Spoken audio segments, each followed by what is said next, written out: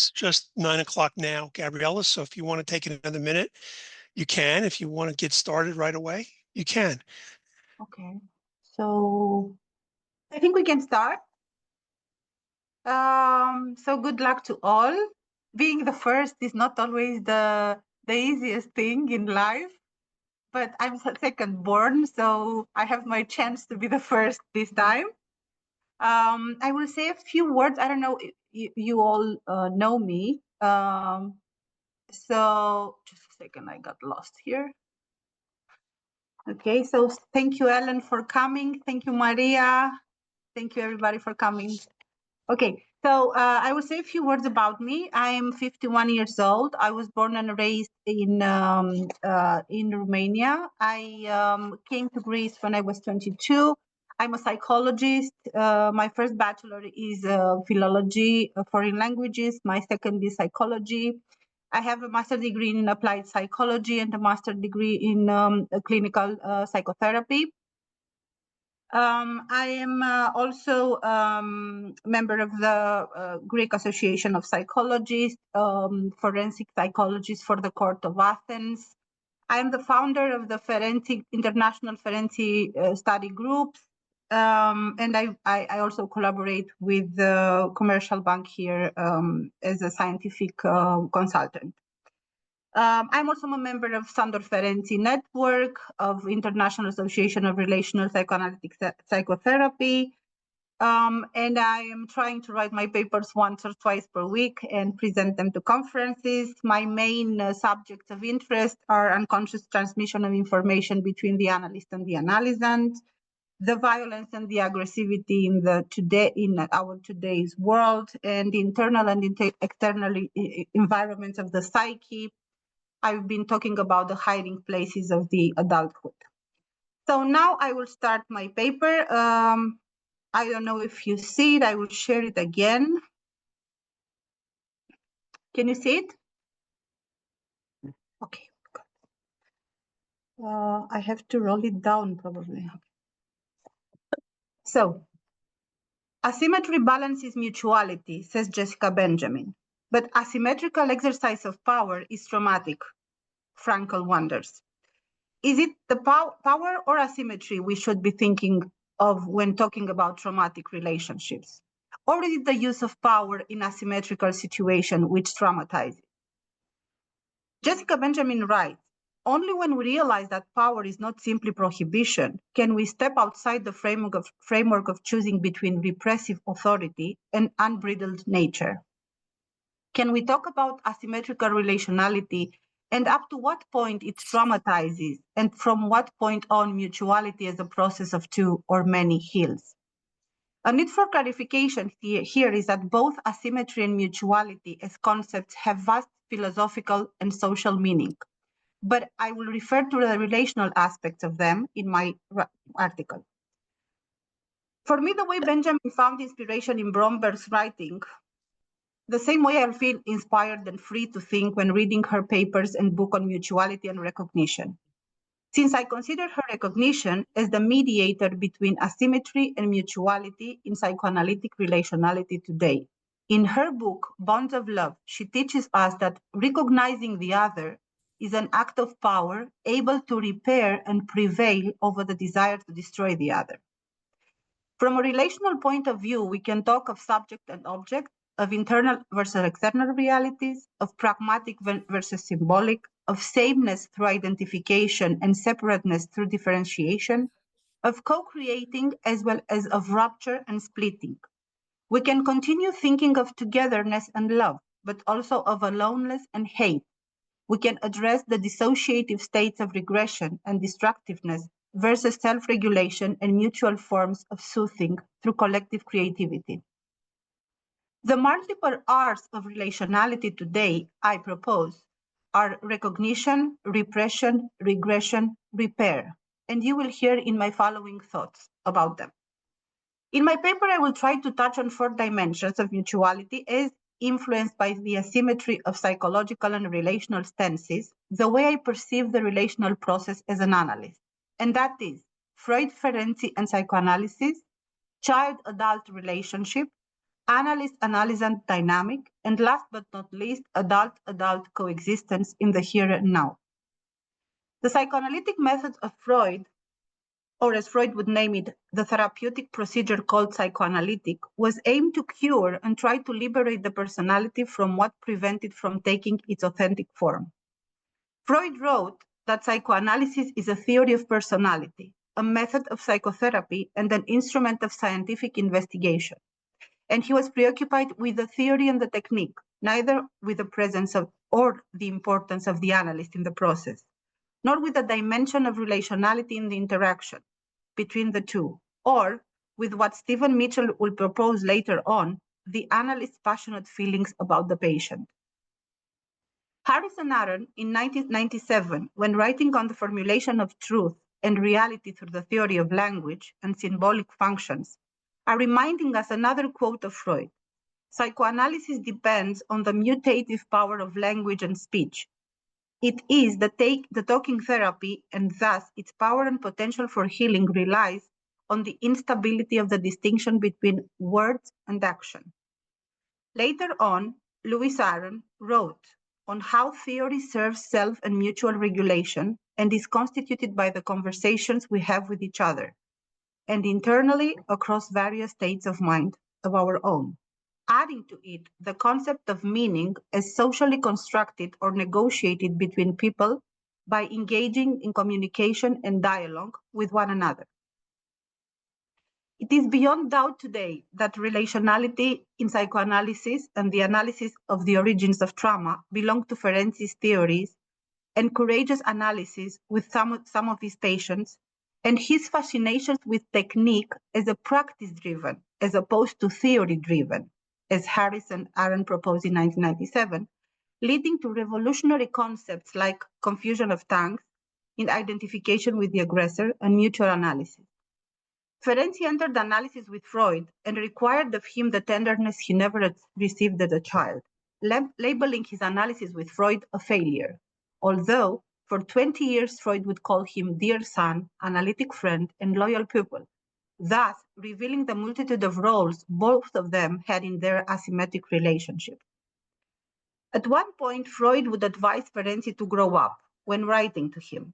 But you must leave that island of dreams which you inhabit with your fantasy children and once again join in mankind's struggles, inviting him to an adult intellectual mutuality as a companion with equal rights. Impossible, though, for Ferenczi at a time of regression and solitude of his own.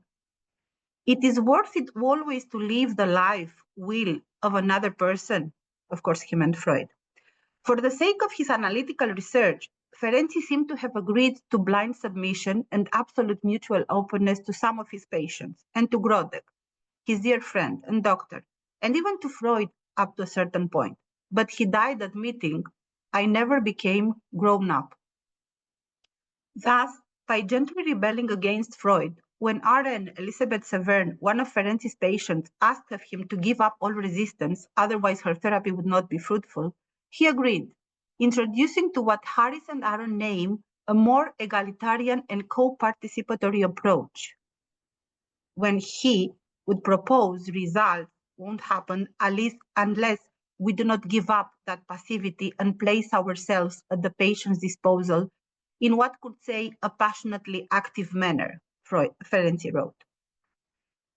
Today, our investigation starts in contemporary relational psychoanalysis, at that point where we have distanced ourselves from the objective interpretation and the analyst's absence, and even from the importance of the subjectivity of the patient's trauma, and entered that realm of intersubjectivity defined by mutual recognition and intersubjective third, according to Benjamin, trying to figure out the movement from dissociation to recognition through conflict, according to Bromberg.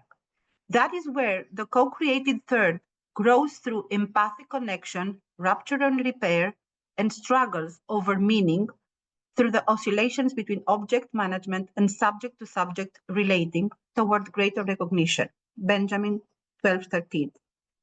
And what is new to our quest is the active by now participation of the analyst and in the analysis. Even more, What I propose is to search for what in us, both analyst and analysand, needs to go beyond continuous recognition in order to get to healing mutuality. Ferenczi makes a subjective confession when he writes, "This free discussion with the patient provides a kind of liberation and relief for the analyst in comparison with the kinds of activity favored until now, which are stained, so to speak, and taxing. If we also succeed in gaining the patient's goodwill, freed from neurotic egotism, so that the patient realizes the impossibility of demanding more from us, then we feel our efforts have been rewarded by an unselfish response to our own unselfishness. Our psyche, too, is more or less fragmented and in pieces, and especially after expending so much libido without any libido income. It needs such repayment now and again from well-disposed patients who are cured or on the point of being cured." Ferenczi did receive recognition from Freud, but their rupture seems to have been fatal since Freud denied repairing with Ferenczi due to his previous traumatic relationship with Fliess. Repairing is another contemporary tool we have today at our disposal, which back then was not part of the psychoanalytic relationship. It seems that Ferenczi and Freud's conflict remained unsolved until today. Power is both good and useful in therapy, but what I call asymmetrical use of analytic power is consciously holding back to difficult realizations and mistakes on the part of the analyst, or in the case of Ferenczi and Freud and the seduction theory, trying to protect the profession and the theory at all means. It is what Ferenczi called the hypocrisy of the analyst. Today, we are feeling threatened by the use of AI as analysts, and we are trying to use our human feelings and associations as a shield, saying, AI will make mistakes. What about our mistakes? In his analytic relationship with Severn, Ferenczi writes, "Only now, as I begin to realize my mistakes and recognize and exonerate her as an innocent and well-intended person, are we approaching the possibility of fitting the fragments of her personality together and of enabling her to recognize and remember the actual fact and the causes of her disintegration. If this succeeds, then the form of disintegration and consequently the tendency to project insanity will in fact be mutually reversed." In 1933, Severn publishes her book called The Discovery of the Self, where she writes, "By removing repression, the mind is relieved from an obstacle."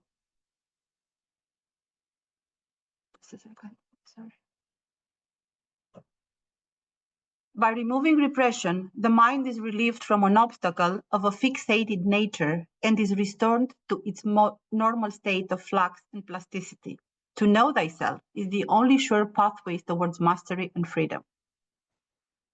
One lives a lifetime without always knowing if the one living it is the child or the adult, if the one acting is one's internalized objects or a true self chased by its traumata. The growing child becomes an adult, but never stops being a child, as if something gets fixated forever in childhood. And that is why in our adult life, the patterns of childhood and mostly our strongest feelings are prevailing again and again in most our adult behaviors, feeding the complex of asymmetry in most our relationships. Nothing is forgotten, nothing is lost. We are today the accumulation of all that we ever have been, and whether we remember it or not, it continues to be a living force, writes Severn in 1933. But what if authenticity of one cannot emerge when the child is being entrapped psychically by the parent or his internal objects, or when the adult is being held hostage by his childhood trauma? Who is doing what to whom, the child to the adult, or vice versa? When talking about the fear of being oneself, when touching the topic of authenticity versus attachment, we need to mention Carl Rogers' central conflict. If I'm fully myself, will I still be loved? So people suppress needs, adapt to their partners, become compliant or dependent, leading to growing children into adults behaving through submissive partners, loss of agency, and asymmetrical relational dynamics. Although Ferenczi wrote that the child is born with a strongly developed will of his own, which attempts to prevail at any price, as well as that adults forcibly inject their will particularly psychic context of an unpleasurable nature into the childish personality, the child depends on his caregiver to take care of him and cannot protect himself when introjecting and identifying unconsciously, nor can he learn self-regulation but through a multitude of relationships which hopefully will happen, and numerous traumatic events where parenting, friends, teachers, the other, the relational dynamics can contain, explain, and metabolize the unknown, the new, and the threat. Relational asymmetry is everywhere in this child-adult relationship, and is most of the time traumatic, and not necessarily because adults have dissociated forever from their childhood vulnerability and forgot and repressed their childhood trauma that they carry, but because parts of who we are continuously and unconsciously communicate and interrelate based on our human nature, desperate need for the other, without knowing the differentiation of good or bad. Children have no confidence in their own thoughts and action unless they are approved by the parents. The child cannot be alone even in its thought processes. It must be supported as when learning to walk. Also, the caregiver himself cannot recognize the child as a separate subject, nor can tolerate the child's autonomy. According to Jessica Benjamin, this leads to failure of mutual recognition, replaced by domination, submission, and role inversion. Thus, mutuality is not just delayed, it is structurally blocked. In his clinical diary, Ferenczi wrote, "Real analysis can come about only when relaxation takes place, as in the child-parent relationship. That is to say, total trust and the surrender of all independence." This begs the following question. How can this situation translate to both the adult patient and analyst's conscious submission in therapy to co-construct an environment of mutual analysis akin to the child-parent relationship of which Ferenczi speaks? Is this even possible?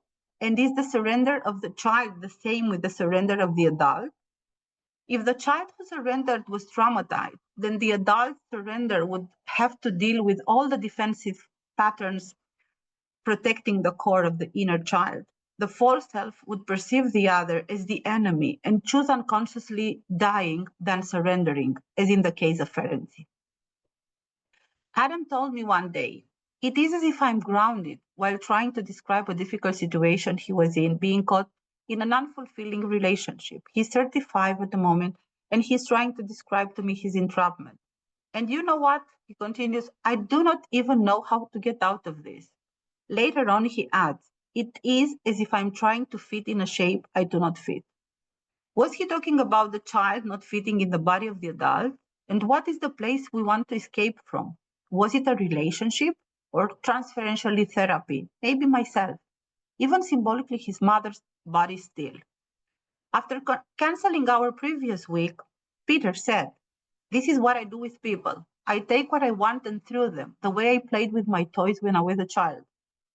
He's 45 today. And he was saying that, he was laughing with shame. The metaphor of the childhood toys led our conversation to questioning our mutuality in the here and now. You know something, he says, "They did this to me. I was their toy all my life." "Who?" I ask. "My mother, my grandma, my father, everybody," he responds. "Playing with therapy costed today. How do you feel as an adult not being able to do whatever you want with me?" He responds, "Like the effort I have been avoiding all my life." Well, by now your world is not full with lifeless toys, but with equal adults, I conclude. Adam, at 23 years old, fighting for his authentic self, adult self, said, "I told my father today that either he will like it or not, I am an adult by now, and he cannot keep on addressing me like an 8 years old or 10 years old." I want to mention that all three men developed deadly autoimmune diseases in their adolescence. I think this is quite important to be taken into consideration. While early relationships are inherently asymmetrical, their function is to scaffold the later emergence of mutuality. When this developmental process is disrupted, adult relationships may remain organized around rigid asymmetrical patterns that substitute for rather than support genuine mutuality. Adult relational asymmetry should not be understood solely as a structural or situational phenomenon, but as potentially rooted in early relational trauma that disrupts the development of mutuality, leading to the persistence of rigid, non-reciprocal interaction patterns disguised as normative relational functioning. Mutual regression, in my opinion, is that place we should look into in order to find answers when trying to define mutuality. But mostly the regression of the analyst may be the traumatizing asymmetrical use of power, when the analyst does not admit her failure the way Ferenczi did when he wrote, "The weakening of my hitherto unflagging unwillingness to help was the start of mutual analysis, in which I admitted to almost everything I had held back with regard to antipathy and resistance in the face of excessive suffering, and this was recognized and traced back to infantile elements in myself." How many of us admitted to being regressed, hurt, or dissociated, meanwhile playing the role of the healer? Levine, when writing about mutual vulnerability, underlines that we, as analysts, absorb and are penetrated by shards of our patient's trauma, and this interweaves with our own relational history of vulnerabilities. But how do our traumas enter and affect our patients? All relational psychoanalytic literature admits to the exchanges of traumatized parts, but the analyst keeps being presented as the one controlling and leading the process, having the power, the way adults do. But what happens when the analyst herself enters a state of dissociation, or when she is not honest enough admitting her mourning or pain of losing her father or another patient by suicide? Isn't the patient the one holding the mutual space of therapy? We have to recognize the power of the patient to hold us in moments of weakness, absence, and not knowing. I propose mutuality as a process which has to include not only the blind submission of the analyst to the patient, sometimes, the way Ferenczi did without fearing the loss of control, but also giving up the throne of authority in favor of total honesty in the therapeutic relationship. As long as the analyst is the one imposing and controlling the process with his mind, mutuality will remain one-sided. On the topic of mutual regression, Aaron and Bushra admitted that for this process to work, patient and analyst must differentially surrender to one another and become transformed. And I dare say transformation is developing the capacity of mutual forgiveness, which enables relational reparation. In this way, Ferenczi concludes, the analyst who is forgiven enjoys in the analysis what was denied him in life and hardened his heart. Mutual forgiveness, final success.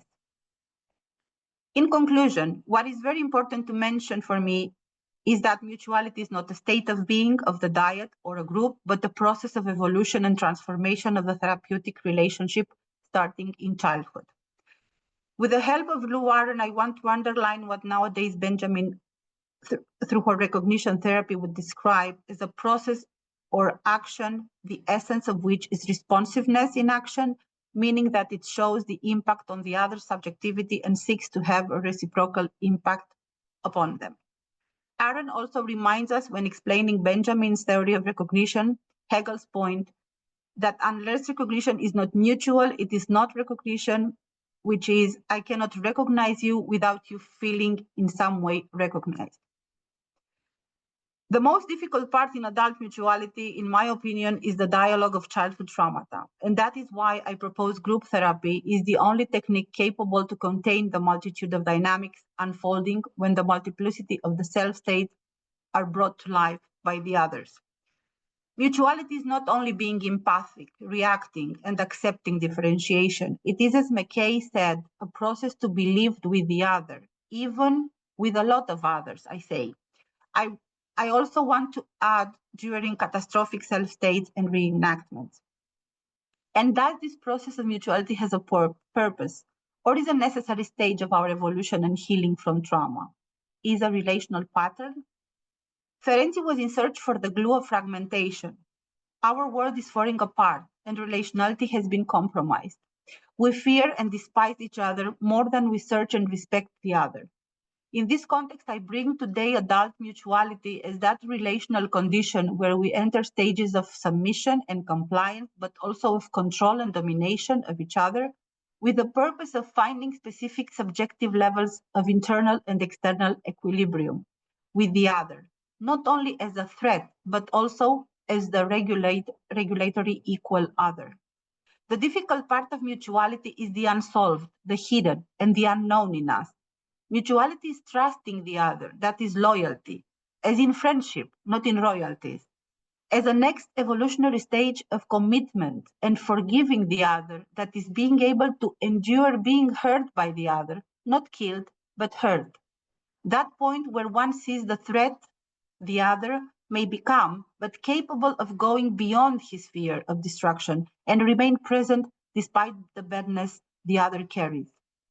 Adult mutuality, I propose, could be the most complex part of intersubjectivity since it implies a very good awareness of the material we carry, as well as the dialogue of traumata. Here, destructive mutuality, where one is overwhelmed by the other in the process, is possible without total destruction. Ferenczi could not reorganize his sense of self after being overwhelmed by Freud's demands, as well as his clients. Also, Ferenczi seems to have been abandoned by his group of colleagues. Adult exposure in mutuality is easier in groups than in diet, I propose, since evolved parts of the self are more powerful than those in childhood, and they come to awareness because of the multiple representations of the group members. The group members can be a threat, but they can also mediate, protect, and contain better than the therapist himself. Here we may say one is not enough in good and in bad. And yes, it always starts with one, but it must evolve to many. That is groups containing groups. Adults may remain organized around asymmetrical relational structures because the developmental conditions required for mutuality were not established. Furthermore, I propose that group therapy and modern analysis offer spaces of staying with feelings through multiple group representations and vertical forms of recognition, which are possible due to the free flow of expression and continuous mirroring of forces at play that attempt to make sense of the unconscious network of traumas we may carry. Last quote from Ferenczi. The patient is now more capable of regarding the traumatic events of her own childhood in the spirit of understanding and forgiveness, rather than that of despair, rage, and revenge. A genuine recovery from traumatic shock is perhaps conceivable only when the events are not only understood, but also forgiven. The painful conclusion of my paper is that although we seem to have started to recognize each other and to wish for mutuality, we are not there yet, since we are not ready to give up on power and admit our equality in mortality. Or maybe we never learned to forgive our abusers. Thank you.